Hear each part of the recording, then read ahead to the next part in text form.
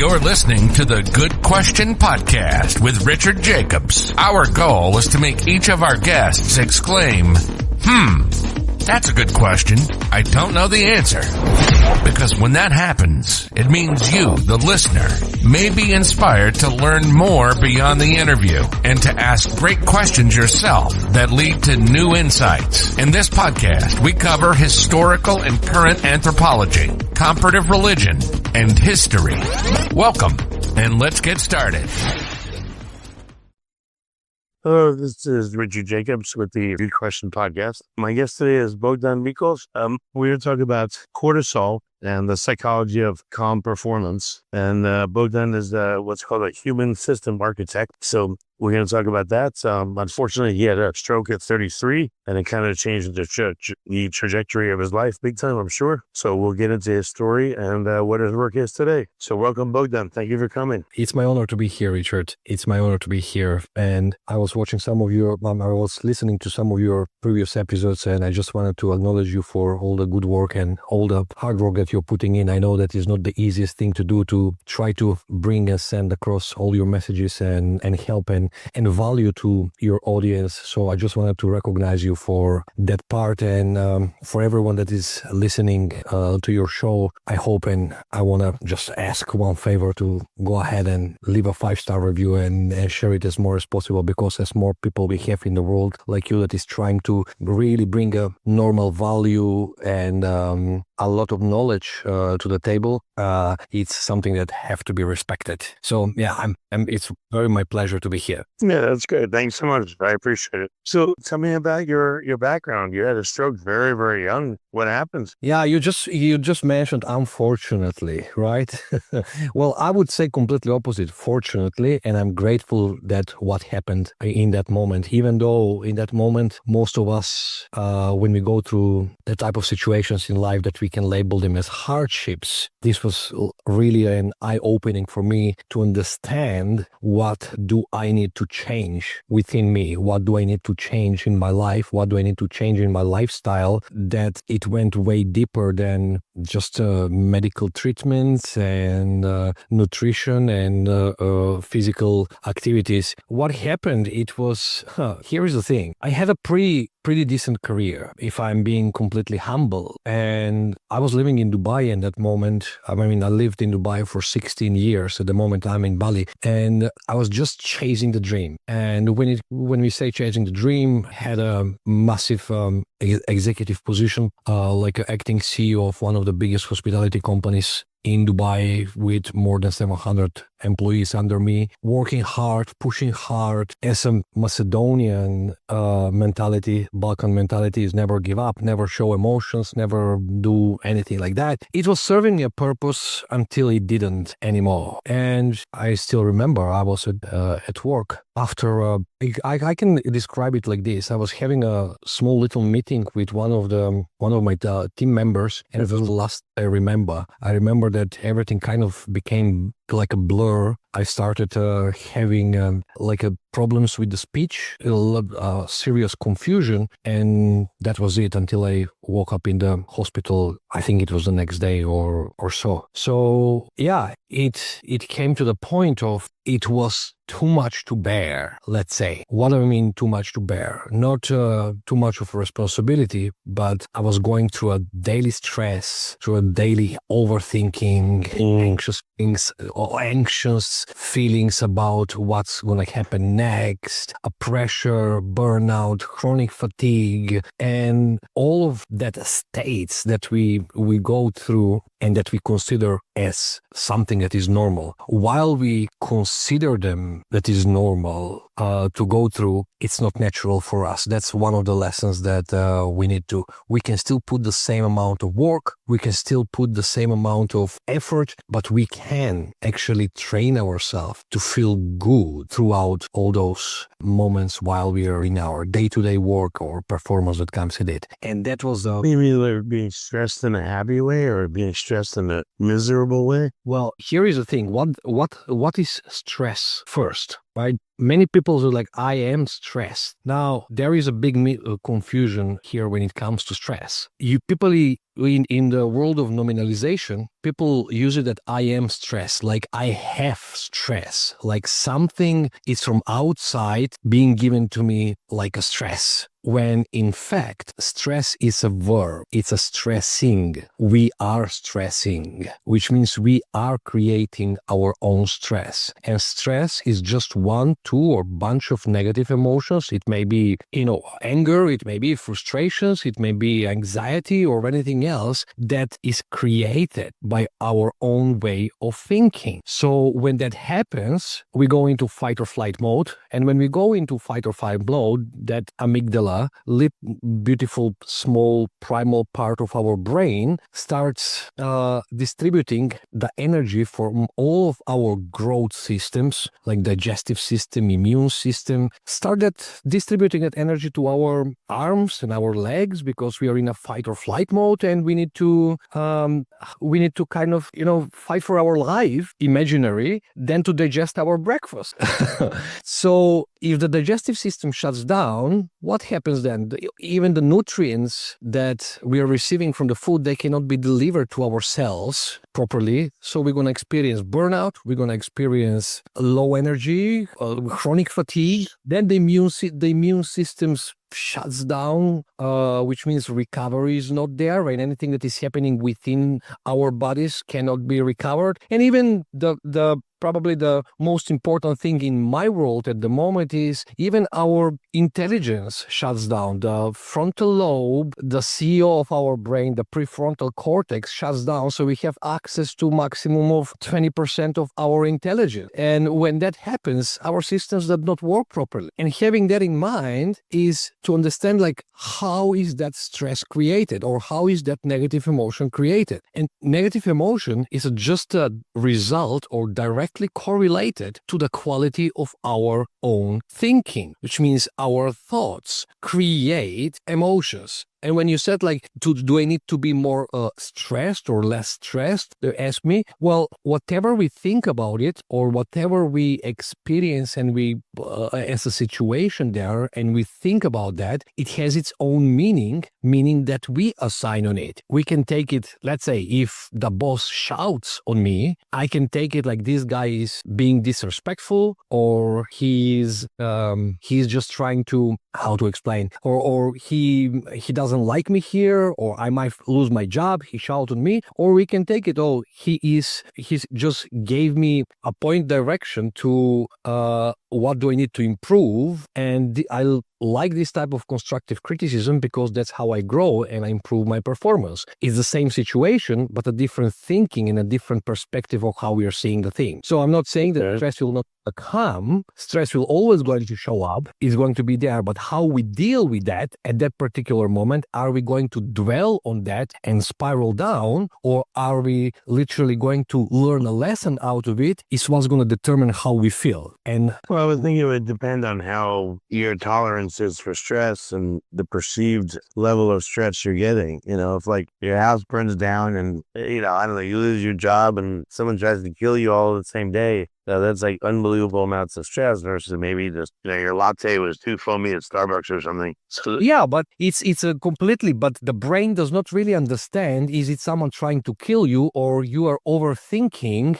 about what if my boss fire me? It creates the same chemical reaction from our hypothalamus through our brain, and that emotion, that stress, like you mentioned, it is very, very beneficial in a short-term use. If a lion comes in front of us, or someone pulls a gun on our head, we need to find ourselves a solution for that. But if you're sitting back in your in your sofa and you are consistently stressing, which is self-generated thing, about perceived things in your head, that's not really helpful for the body, is it? Right. What's your recommendation? So how do people assess and deal with their stress? First, to understand, here is the thing. Most of the people will focus on three questions. What is happening? Why is this happening? And what if this continues happening? In my world, it is something completely different. I see it as a process, and I focus on the word how in the question how, but how do we create our what? How do we create our why? And how do we create our what if? Because if really was a negative emotion released through our own stream, there was a negative meaning on our own thoughts. It's not how to stay or positive thinking or anything else, but when that emotion shows up is to choose, are we going to dwell on that or are we going to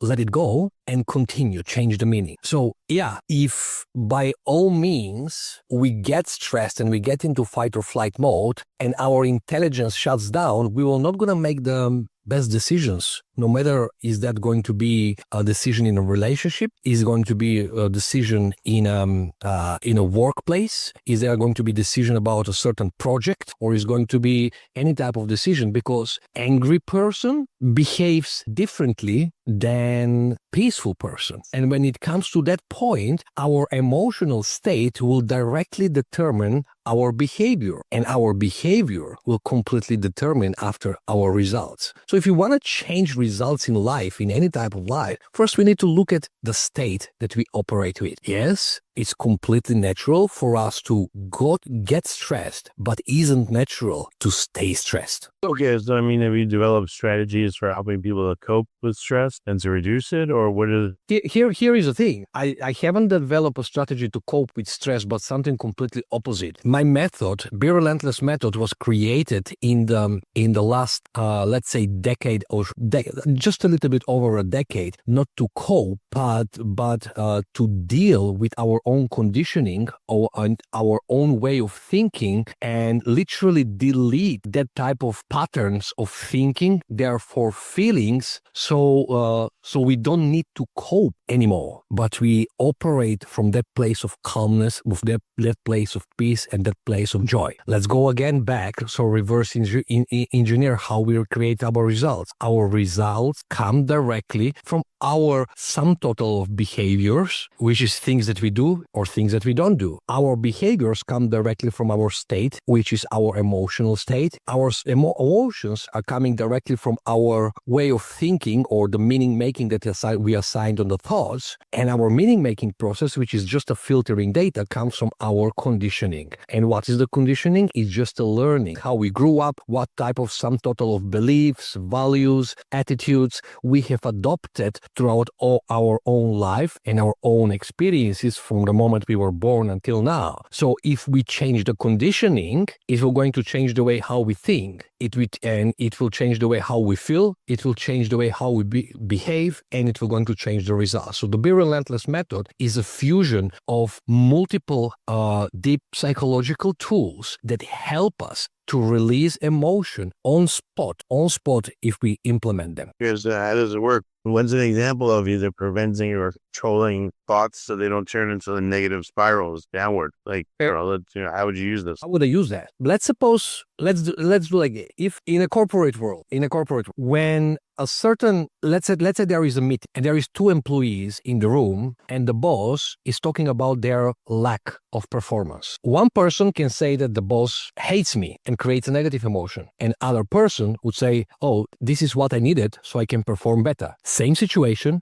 different way of reacting on top of it. Now, that comes to the belief system when it comes to it. Just by working with the belief system, we're going to change the meaning. So here is the thing. Let's say the boss said, you are not performing today. And then you think, oh, he's trying to fire me right now in the moment. First, you need to ask yourself a question. Are you 100% sure that this means this 100% of the time? I believe that no one can be 100% sure that this means that. Then second, when it comes to it, if it's, you ask yourself a question, how, if I'm not 100% sure 100% of the time, is there a possibility for me to have some misconception of the situation itself or some misunderstanding? There is a possibility. Just in that moment, you have already invited a doubt in the validity of your own thinking, and then you're open for new idea. And when you come to that point, then you can say, okay, what do I feel and how do I behave when I think this thought? And that it comes to the point I feel like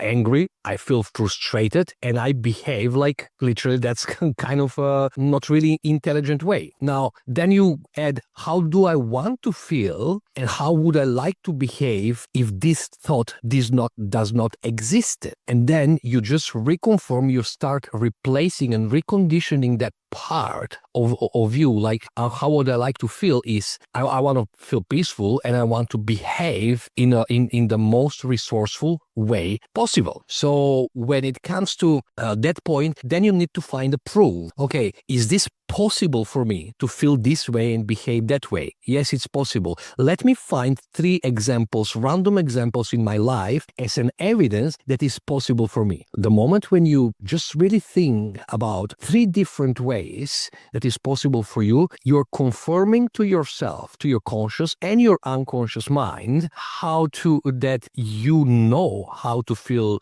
peaceful or calm or joyful, and you can behave in a completely different way. You're creating a new generalization, which means a new belief. And then you start seeing the things from that angle. While you went through that only in your head, which can take a second if you train yourself enough, the emotion that you were experiencing dissipates, disappears. Do it long enough, and it's going to become a new pattern. You may say, this person... You're telling yourself how you want to react and how you want to feel. And then over time, by practicing it, you could develop that pattern and change your relationship. But I don't know if you heard me well. It was a whole process. It was not just to tell yourself. It's about first to reduce the charge of the current belief to when you're to invite a doubt that belief might not be true, which means it's the meaning making. And then later on, it's just to get into the spot of how would you like, and that is possible for you. Try that enough times and you see how do you feel about the same situation. Yes, so you're recognizing how you are feeling, and then you create an exemplar for yourself of how you want to feel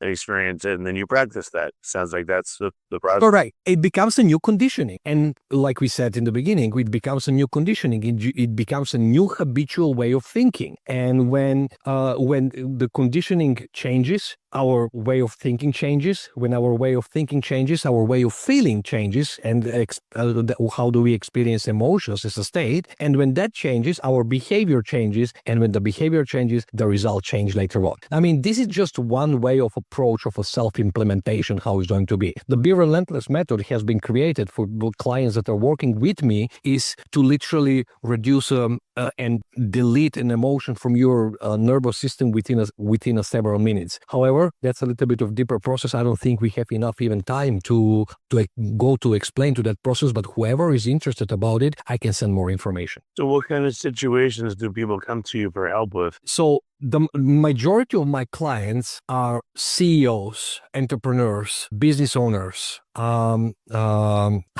individuals that they have reached a certain success, but still don't feel fulfilled life. They have everything in the outside world. They have the career, the same like I had. They had the money, but something is really off, which caps them, which put a cap. It's on their own progress. So they want to come to the next level. They want to increase their performance. They want to start operating from completely different level, and life does not need to feel like a burden, but rather something opposite in a positive way. And those are usually the clients that come to me. Okay, and what do you do with them? Is it a series of sessions over Zoom? We help counsel them or practice? So here is the thing. The process is over 5 days. 5 days. The first day, it is revealing the patterns, which means it's a scan of all the patterns that they are running, the psychological patterns that they are aware of, and we dig a little bit deeper for something that is not aware of. The goal here it is to find the root causes of that psychological thinking patterns. So it's just becoming aware of our thinking patterns. And then it comes to a small little educational part to understand that how is that being created and what are the rules. After that, we start removing the negative emotional residue that stays within us, that is supporting that ways of pattern. When we do that part, then we go and sealing the change, which means reconditioning the program, reconditioning the code, recoding that system so we can start thinking, feeling, and behaving after that better. For after the sealing, that's dealing with the past conditioning. Then the next 2 days, it's all about building the future way of thinking, the future way of feeling, the future way of behaving. Okay, so how have you transformed yourself by learning this method and going through it? How have you helped others? So here is the thing. How did you ask me how I transform myself, or how one learn these type of things? Well, how did you transform yourself? Or what was that experience like? And now that you help other people do it, what's it like for them? For me, it happened like this. After that stroke, when I already knew that there is more to life. I already understood that there is something that must be different and that life shouldn't be like this. And then I started, educating myself. And like most of the people, like many people around the world, I was like trying to find a solution and to get to understand what is happening and how can I act on it. So I got first into the world of NLP and neuro-linguistic programming. I came to the point of a master trainer. Then I was like, okay, this is not enough. Then I got into a hypnosis. Then I go to the point of master hypnotist. Then I was like, okay, this is not enough. And then I get to learn and educate and being trained about many different, like quantum linguistics, polarities integrations, inner conflict integration, and letting go. There are several somatic modalities, and probably around 20, 25 other modalities that throughout the last 10 years, I have been being trained and learn from different parts of the world, so I can come together and create a fusion of it, a model and a system of all of that together, so it can help to someone in the best way possible and the fast way possible. Well, how has this changed you by learning these systems and going through all this experience? Okay, I built an 8-figure business without feeling stressed. How is that for a change? Change the country, living and traveling and enjoying my life consistently and literally seeing the world with different eyes. So if there is a challenge, I see it as a sensation for growth rather than burden from life. My relationships improved, my communication skills improved, my literally day-to-day improved. And when we start operating from a place of joy, excitement, rather than anger and bitterness, we do more work. Naturally, we start putting more work because it does not feel bad anymore. And when you put more work, results literally change. So every area of my life completely changed. I from a CEO position, in that moment, I got to a point of, let's say, high ticket closer because I wanted to work from home. I wanted to do anything in that moment. Throughout that career, I have more than $50 million $50 million in cash collected revenue for other companies while I started mine and started growing it that way. And I'm going to say, the financial part is just a byproduct of the way how I feel. Well, how does it help you to sell high ticket items? Like, you were in this calm state. What did you notice about the people you were talking to, and how did you make more sales? Well, you started at first, you don't react to the people. What the salespeople do usually? Why they're having a problem with A-type personalities or with sophisticated buyers? Because when they need to communicate with them, the meaning, this is a sophisticated buyer and this is going to be hard, it creates a negative emotion. And it creates a negative emotion, they freeze, they don't have access to their intelligence. And when that, if that is sorted out, you can connect with other people better. And you can actually understand them better and create a clear, genuine, compassionate rapport with whoever are you communicating with. And then even the judgment of other people dies because you know that they are also operating from their own conditioning, and they're not their behavior, but they're just conditioned in a certain way to operate, to think, therefore to feel, and then they're to behave. And when that happens like that, simply, very simple for us, it's we can start seeing people with a different eyes. There is no judgment, there is no blame, and then we don't need to carry that hate or hatred towards other people that they did not act towards us like we wanted to. Well, what about people's trauma in their earlier lives? How does that manifest, and how do you deal with that?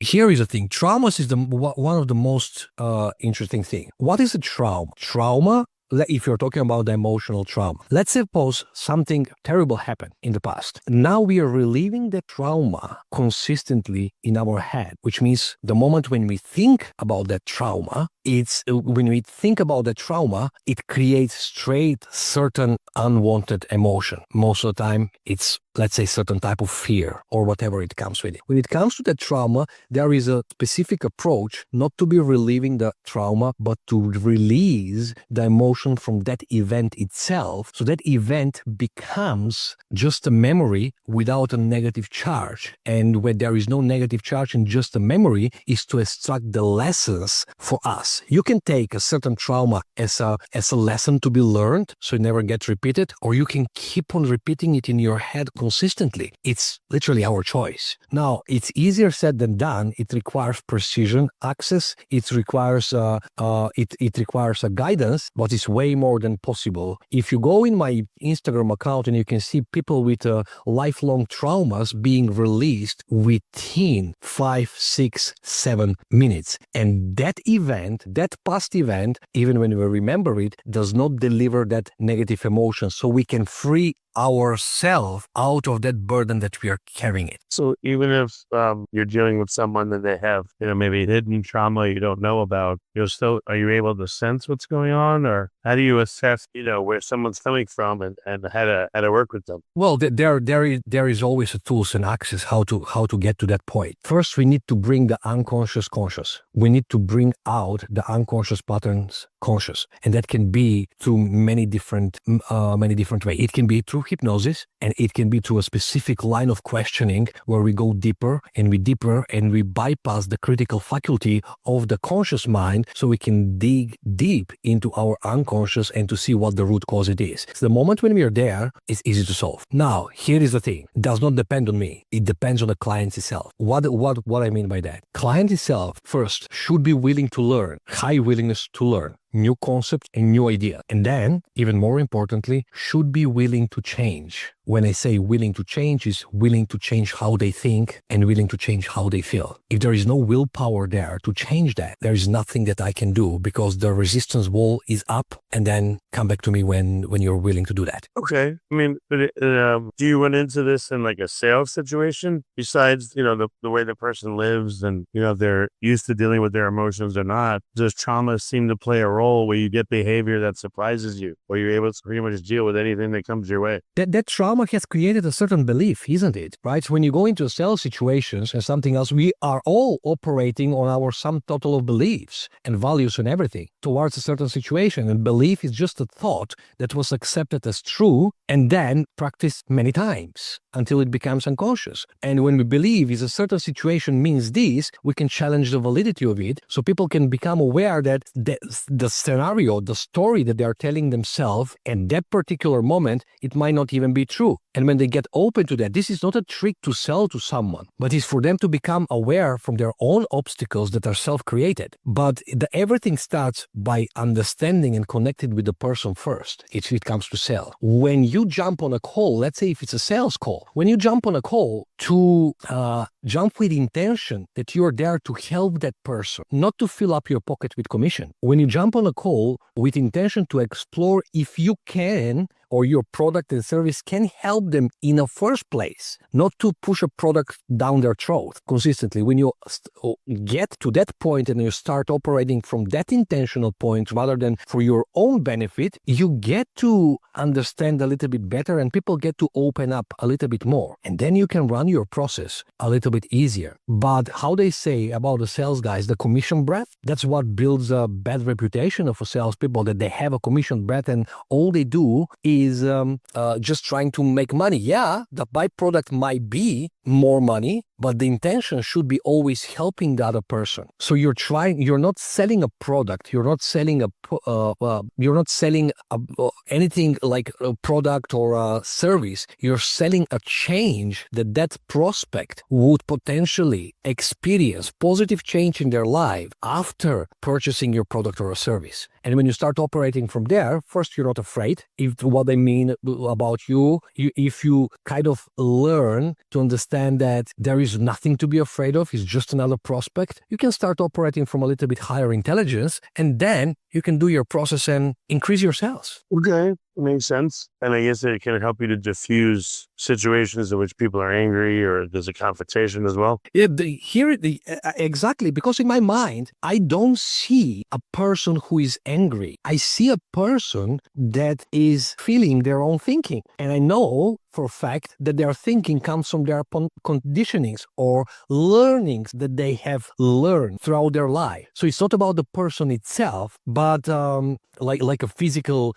being, but it's about the way how they think. And I know that most of that times people have adopted that set values, set beliefs to their young age, and so they're running someone else's conditioning. So how can I even blame them? And when it comes to that, you come across and communicate it in a way so people even they don't get angry. And even if they do for some reason, that doesn't mean anything about me. It's about their thinking, their meaning-making process in their own head that are creating a version of me in their own head, which means I don't even need to be ashamed or I don't need to feel guilty because it does not say anything about me. And when you come to the point of that's like many people say like I don't care what other people think of me, that's a freedom, like literally freedom. And most of the people like what if I get rejected? There is the fear of it. It doesn't seem like you would say that.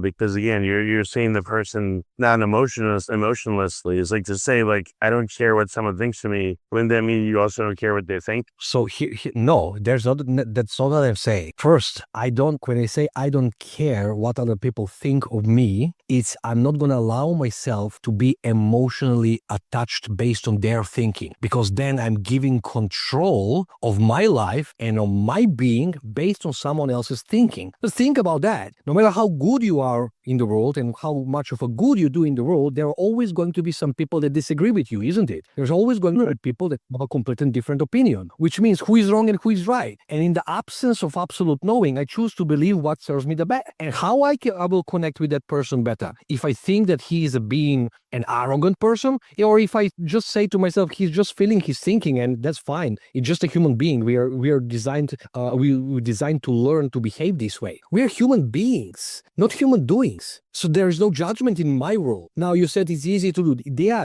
I was not born this way. I trained myself this way, so I don't experience unwanted emotions that were going to destroy my day to day. Yeah. Why would I, if someone was going through a rough day and he displayed a certain behavior that in my world I see it as unacceptable or something that isn't good, why should I be angry or sad or fearful or anxious my whole day and the next day and the next day and the next year about that person and destroying my own well-being in that moment, when I can let go of that part and no blame, no judgment, they're just being themselves, because this doesn't mean anything about me. Well, I'm sure for some people it's very hard not to personally attack. Yeah. Not easy. That's why we are on this podcast, to share a little bit of awareness, because it's not easy, but it is a choice. It's our personal choice. It is a choice. It's not easy, but it is a choice. And to be done, we just need to really dig deep in our own patterns of thinking. It's just the nature of thought, because thought itself is neutral in nature. Thought itself is meaningless, and we are the meaning makers based on our conditioning. We assign the meaning. If you go, I don't know, like this is a funny example, funny analogy, but if you go in Ibiza,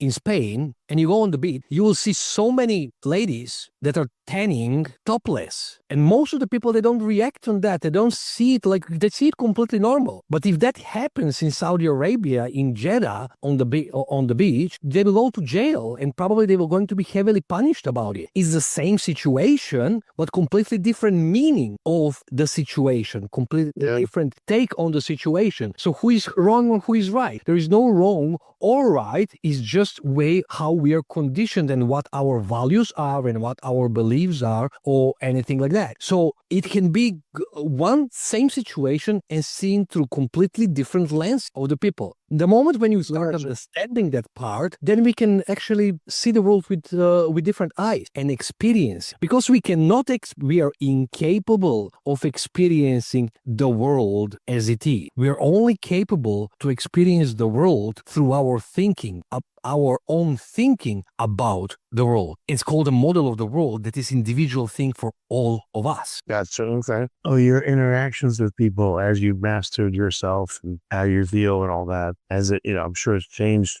you interact with other people, what are you noticing about your interactions? Are they calmer? Are they better? What do you see? So here's the thing, from my own perspective, based on I always call it like a past life, like in my old life, right? I was very emotional. When I say emotional, very angry person, right? And then I would see enemy in absolutely everyone else, which massively and drastically affected my relationships with people in that moment. But I'm not talking about only intimate relationships, even though that was affected heavily as well, but also relationship like friendships, business relationships, and anything else, because my thought process was these people are trying to screw me over. When that changed, my whole environment changed because my vibrational frequency changed completely. So I start seeing with people with different eyes, and they started appearing in my eyes kinder, more generous, more genuine, because what we focus on is what we're going to find. If you're trying to find a proof that someone is an asshole, we're going to find it. But if you try to find the good in everyone else, we will find that too. So what it happens to me is I started seeing it from a different way, and my whole environment, my whole world around me changed. I'm having better, more meaningful conversations, more meaningful relationships, more